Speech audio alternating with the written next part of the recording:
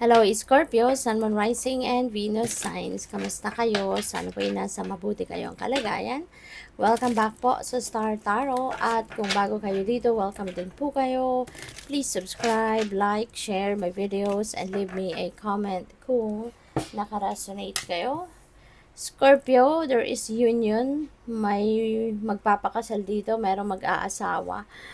Entering a new level, no, in your commitment with your person. So seryosohan na to, 'di ba? Pwedeng ang iba sa inyo kaka-engage lang. Yun din napipick up ko dyan. And some of you, you are getting married. Kaya good luck sa'yo. So, what else? We have a soulmate, and this person could be your soulmate. So, napakaganda. At saka, mafi-figure out ninyo, Scorpio, you'd be able to figure out if this person is your soulmate talaga. Kasi nga naman, 'di ba, kapag ano kayo, kapag kung soulmate nyo yung person na yan, kahit yung bagong kilala pa lang kayo, alam mo na yun eh. No? Mafe-figure out mo na this is my soulmate. Kasi parang you have a history with that person, 'di ba? Sa unang pag-uusap nyo pa lang, ramdam mo na parang ang lalim na agad ng connection ninyo, parang meron na kayong pinagdaanan, 'di ba? Parang yun nga, parang you have a history with that person already.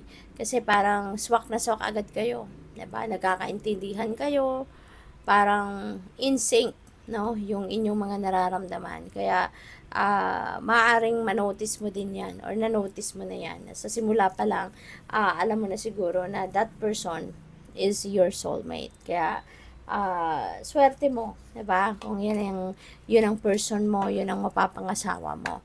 Kasi syempre, parang ipagpapatuloy nyo na lang, 'di ba? Kung ano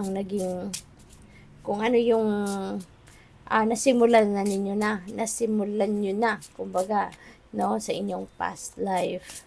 So, what else? We have separation. Wow. So, time apart from your partner is on the horizon. So, maybe for some of you, yung separation na to could be break up talaga.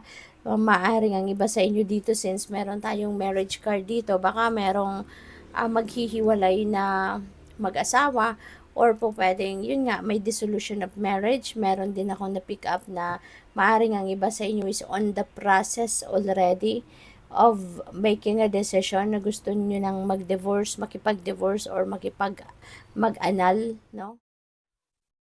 Hello, Scorpio. So, pasensya na po. Biglang namatay, tapos na sana yung reading. But, yun, biglang namatay yung ano natin, yung microphone. So, sorry naman.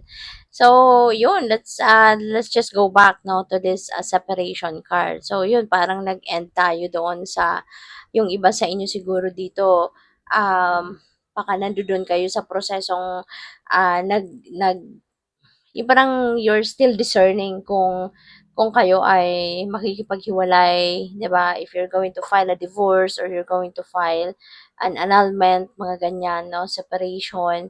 At maaari din ang iba sa inyo dito, baka formality sake na lang ito.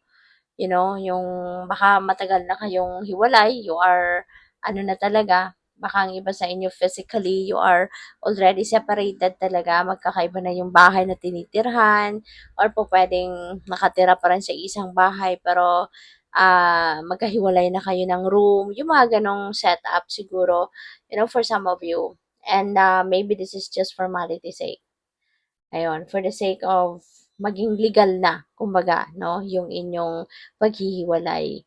Kaya maaring yon, merong divorce or annulment na po pwedeng i-file ang iba sa inyo rito. But yeah, this is a reminder, no, Scorpio, na hindi lahat ng mga messages na nandito dito ay magre-resonate sa inyo, since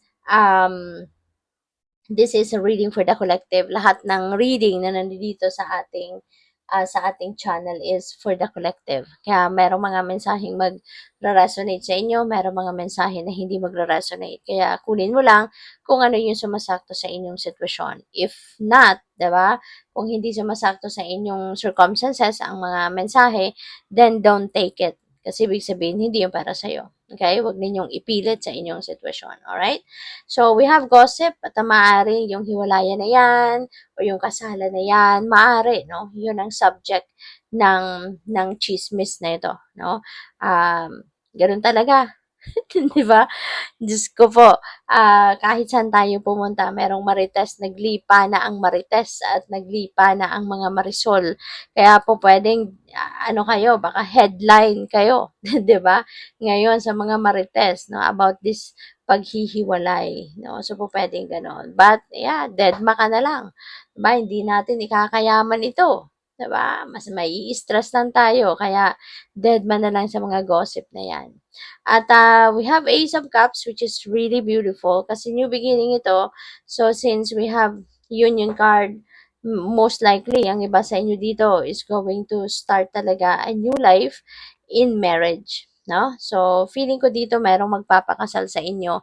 At kung hindi man kayo ang magpapakasal, maaari na ito ay new love connection. No? Kung kayo ay single pa, 'di ba? Baka bagong love connection ito, meron ditong bagong taong dadating, no? Sa inyo na maaring siya na nga yung inyong soulmate, 'di ba? Baka merong manliligaw sa inyo and that could be your soulmate, 'di ba? So yung ganun ba.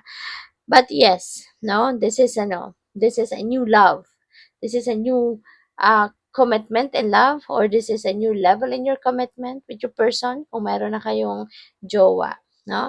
And Knight of Wands, with the Knight of Wands, feeling ko kung sino man ito na siguro mapapangasawa ninyo or kung sino man itong maliligaw ninyo, maaari na this person is a very passionate person. This person could be someone na mararamdaman mo yung kanyang determinasyon, yung kanyang focus, ano mo siya, mararamdaman mo yung kanyang pagpupursige, 'di ba? Na makuha ang inyong ang inyong oo, makuha ang inyong puso, 'di ba? Yung inyong pag-ibig, yung gano'n. Kaya good luck sa inyo diyan. We have the Magician. Magician is a new beginning energy as well. So, most likely, ang iba sa inyo dito, baka merong, alam mo yun, merong tinatanaw-tanaw lang. Di ba? Parang, maybe you are admiring someone na parang ligaw tingin lang. No? Kasi hindi mo, parang wala ka pang lakas ng loob para ligawan ng taong ito. So, most likely, sa ngayon, you're going to put an end to that, 'di ba? Kasi mas maglalakas ka na ng loob ngayon na lapitan ng tao, ligawan na, 'di ba? Or maaaring kakausapin mo na at magpapahayag ka na ng iyong totoong nararamdaman sa kanya. No? So siguro maliligaw ka na sa ngayon. So we have Four of Wands, which is also a marriage card. Kaya most likely, Scorpio, meron talagang kasalang mangyayari. So yung kasalan na to could be kayo talagang ikakasal or you could be invited to someone's wedding. No, baka invitation ito para sa iba sa inyo para umattend ng isang kasalan. So, whatever the case may be, have fun and enjoy this event. Okay? Thank you for watching. Love and light. Namaste.